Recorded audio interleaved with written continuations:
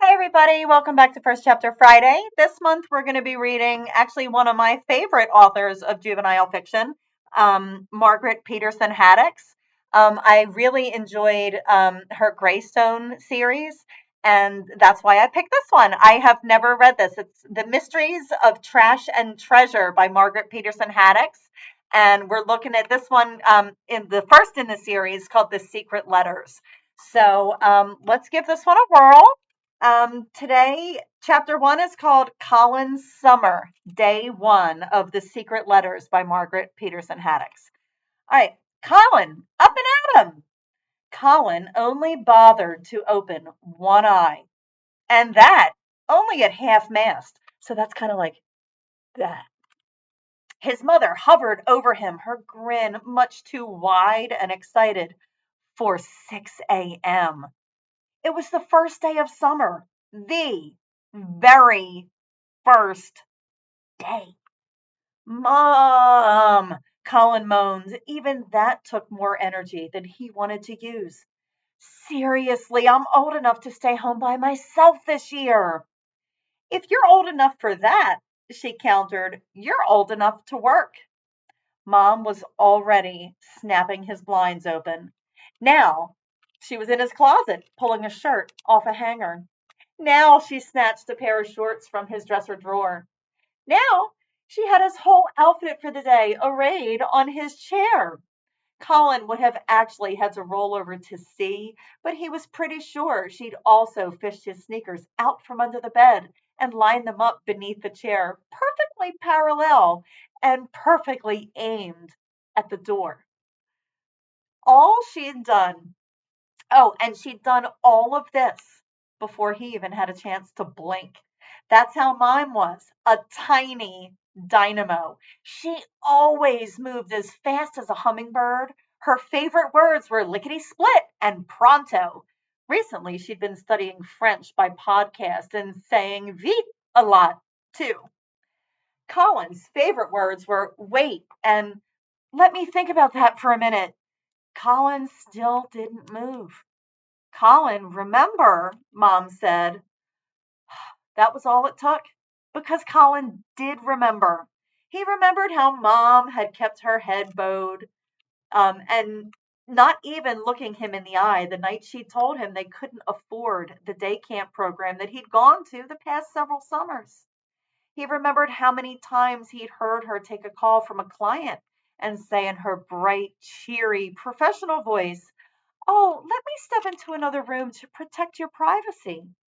And then not gotten far enough away before saying in a smaller, deflated tone that Colin could still overhear, so you won't be needing my services after all?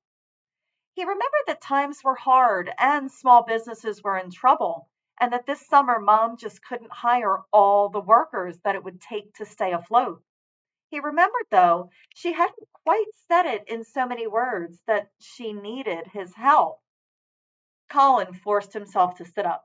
He tried to stretch his mouth into an imitation of Mom's wide smile.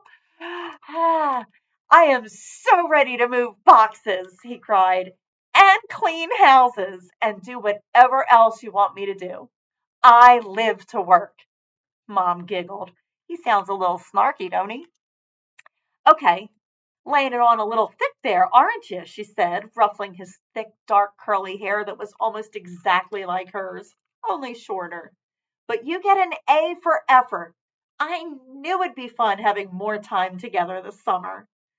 Colin did not say, yeah, that's every 12-year-old kid's fantasy to spend more time with his mom. Yay! He was too busy staring in horror at the red shirt she'd picked out for him to wear. A collar? He asked.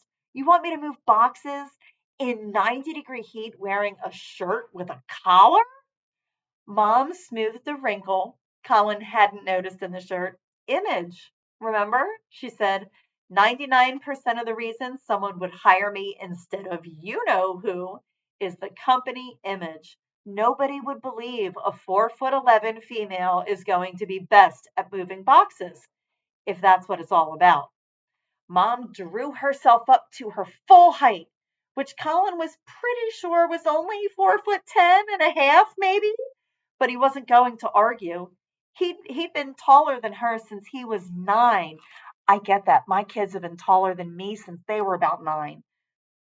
He couldn't remember even how old he'd been the first time someone had said, "Wow, looks like your little boy got his height from his dad." And Mom kept saying, "Yep," in a way that made it clear that there would be no follow-up questions. Mom didn't talk about Dad. Neither did Colin.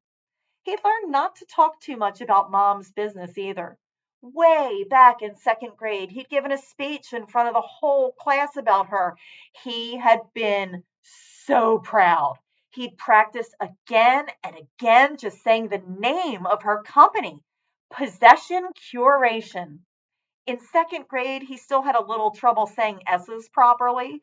He'd memorized her company motto, "You deserve only the best," and explained how helping people get rid of things that were old and broken and useless made it so that their houses were cleaner and they had more room and they could enjoy having nice things instead. And then the meanest kid in class, a boy named Hunter, spoke up without even raising his hand. He means his mom is a garbage man. Colin's mom picks up trash. She's a woman garbage man. While the other kids laughed, the teacher tried to explain that, first of all, the actual term was garbage collector. And secondly, there's nothing wrong with being a garbage man. Collector. And certainly not anything wrong with a woman doing that. And anyhow, that wasn't exactly what Colin was saying, was it, Colin?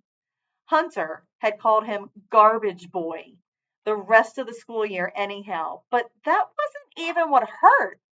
No, what hurt was when the nicest kid in class, a girl named Shivani, raised her hand right after.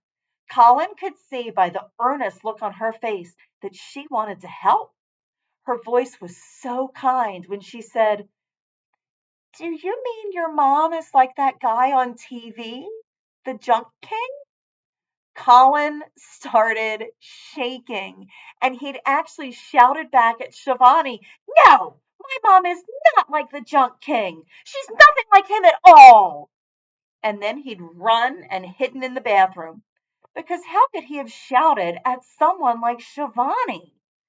And how could anyone think Mom was like the Junk King? "Earth to Colin," Mom said now. "Where did you go just now?"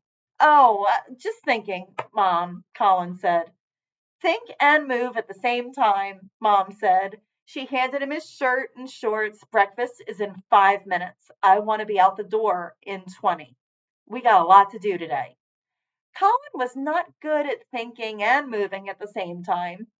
He wasn't particularly good at doing anything. He was just good at being. This was probably going to be the worst summer of his life. And that is the end of chapter 1 of The Secret Letters by Margaret Peterson Haddix. I wonder what's going to happen. And do you think that these secret letters have anything to do with the job that Colin is doing this summer? I think it might.